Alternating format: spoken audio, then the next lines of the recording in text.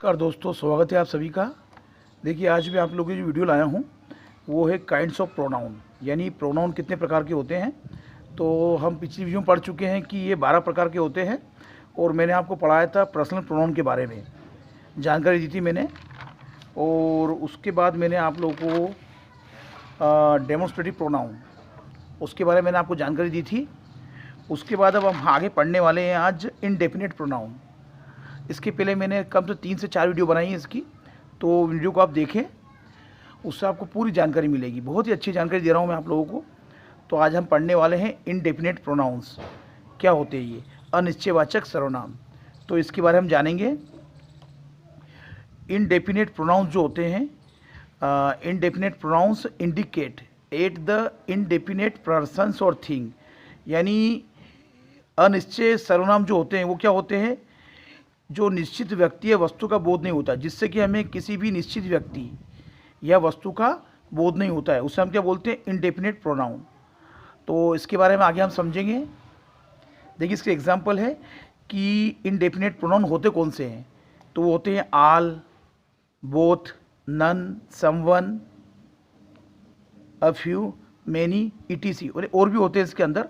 तो मैं आपको एग्जांपल से समझाऊंगा, बिल्कुल इजी वे से आपको बिल्कुल समझ में आ जाएंगे कि जो निश्चित नहीं होते, जिसके बारे में हमको कंफर्म नहीं होता, जानकारी, पूरी जानकारी नहीं मिलती है, उसे हम क्या बोलते हैं? अनिश्चयवाचक सर्वनाम, यानी इनडेफिनिट प्रोनाउंस। तो आल आर मोर्टल, यानी सभी जो है नश्वर है। तो इसमें कंफर्म नहीं हो रहा है कि कौन है इसके अंदर, तो ये क्या हो जाएगा? आपका इनडेफिनिट प्रोनाउन। ये इसकी पहचान है, आपको ध्यान रखना है।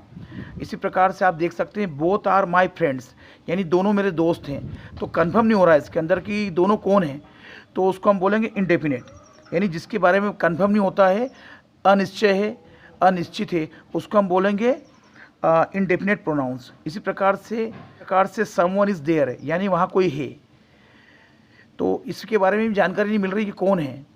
इसी प्रकार से सम बॉयज़ आर प्लानिंग, बना रहे थे, कुछ लड़के जो है योजना बना रहे थे, जिसमें भी कंफर्म नहीं हो रहा है कि कौन है, यानी जिसमें कंफर्म नहीं होता उसकी पहचान है। आप देख सकते हैं यहाँ पे all, both, none, someone, a few, many. तो आगे आप देख सकते हैं कि many of the students were absent, यानी कई जो छात्र हैं, यानी छात्रों में से कई जो हैं वो अनुपस्थित हैं। तो इसमें कंफर्म नहीं हो रहा है, किसका नाम कंफर्म नहीं आ रहा है, तो उसको हम बोलेंगे इनडेफिनिट प्रोनाउंस। तो इसकी पहचान आप देख सकते हैं इजीली, इनसे आप पहचान सकते हैं सेंटेंस को, किसी भी सेंटेंस को पहचान सकते हैं कौन सा सेंटेंस कौन सा है, कौन सा प्रोनाउन है। तो ये all, both, none, someone, some, a few और मैनी, यानी इनमें किसी चीज़ के कंफर्म नहीं हो रहा है, पक्का नहीं हो रहा है कौन है, तो इसको बोलेंगे हम इनडेफिनिट प्रोनाउंस। हम पढ़ेंगे प्रोनाउन के जो और भाग हैं। चौथा भाग है डिस्ट्रीब्यूटिव प्रोनाउंस। होते क्या हैं ये? तो ये होते हैं ईच, आइदर और नाइदर, और इनकी एग्जांपल आपके सामने हैं। ये इनकी पहचान है। डिस्ट्रीब्यूटिव जो प्रोनाउन होते हैं उनकी पहचान है कि ईच, आइदर और नाइदर।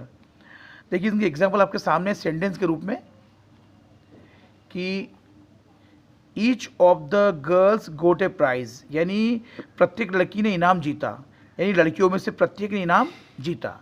इसी प्रकार से neither of the to students is intelligent, यानी दोनों छात्रों में से कोई भी बुद्धिमान नहीं है।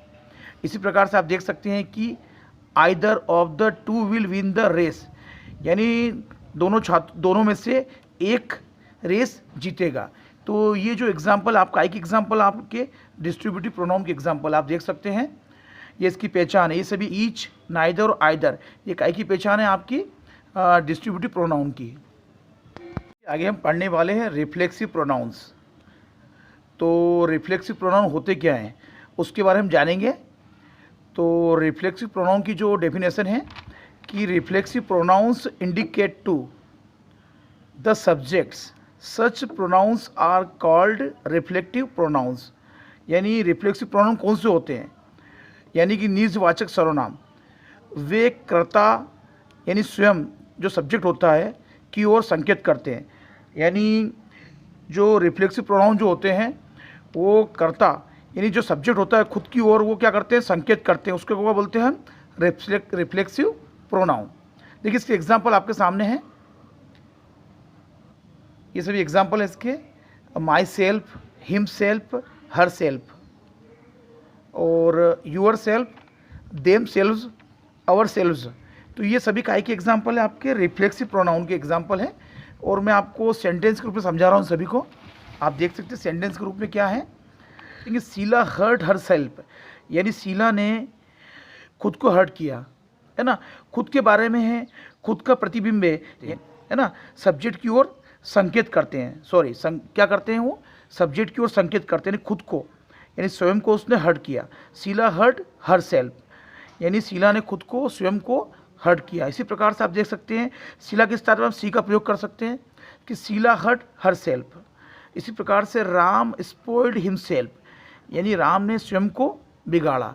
तो यहाँ पे जो हिमसेल्फ पे जो वो रिफ्लेक्सिव प्रोनाउन है, ये किसकी ओर संकेत करा, राम की ओर, खुद की ओर संकेत करा, ने खुद का प्रतिबिंब है ये।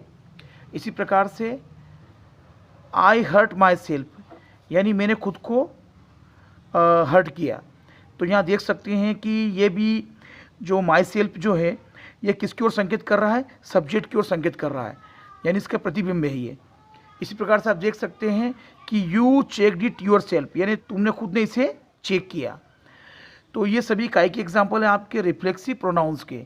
इसी प्रकार से दे कुक्ड फूड देम सेल्व्स, उन्होंने खुद ने भोजन बनाया। तो आप देख सकते हैं कि जो देम सेल्व है, जो रिफ्लेक्सिव प्रोनाउन है, वो किसकी ओर संकेत कर रहा है, सब्जेक्ट की ओर संकेत कर रहा है, उसको बता रहा है कि उसने खुद ने भोजन बनाया है, उन्होंने खुद ने भोजन बनाया है। इसी प्रकार से वी इंजॉयड आवर सेल्व्स, इसके अंदर ही आप देख सकते हैं कि हमने इंजॉय किया। तो आप देख सकते हैं कि जो आवर सेल्व्स जो है आपका जो रिफ्लेक्सिव प्रोनाउन है, ये किसकी ओर संकेत कर रहा है, सब्जेक्ट की ओर संकेत कर रहा है। तो ये बता रहा है। तो ये आपका कौन सा हो जाएगा, रिफ्लेक्सिव प्रोनाउंस। प्रोनाउन का अगला भाग पढ़ेंगे एम्फेटिक प्रोनाउंस, यानी बलदायक सर्वनाम जिस पे जोर दिया जाता है। तो इसकी डेफिनेशन आपके सामने है। एम्फेटिक प्रोनाउंस क्या होते हैं, यानी emphatic pronouns draw emphasis on the subject, यानी कि एम्फेटिक जो प्रोनाउन होते हैं वो कर्ता पर, यानी सब्जेक्ट के ऊपर क्या करते हैं, वो जोर डालते हैं, उसे हम क्या बोलते हैं, एम्फेटिक प्रोनाउंस। तो इसके एग्जाम्पल भी सेम है, रिफ्लेक्सिव प्रोनाउन के समान इसके एग्जाम्पल सेम है दोनों के। Myself, himself, themselves, ourselves, herself और इट सेल्फ, ये इसके एग्जाम्पल हैं। और मैं आपको सेंटेंस के रूप में बताने वाला हूँ, सेंटेंस के रूप में आपको समझाऊंगा। तो आप देख सकते हैं सामने,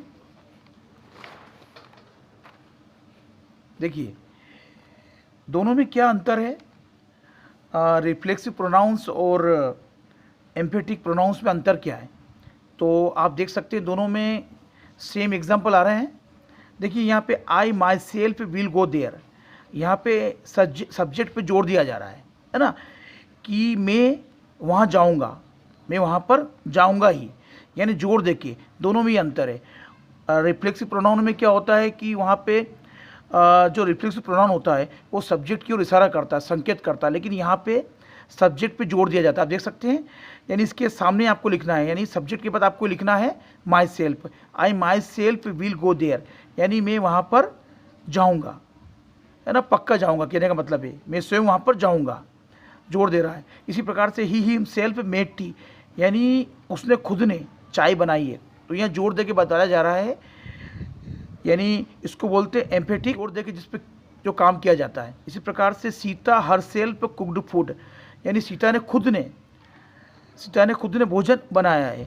तो यहाँ पे जोर दिया जा रहा है ना। सब्जेक्ट के बाद जिसका प्रयोग किया जाता है वो होता है एम्फेटिक प्रोनाउन।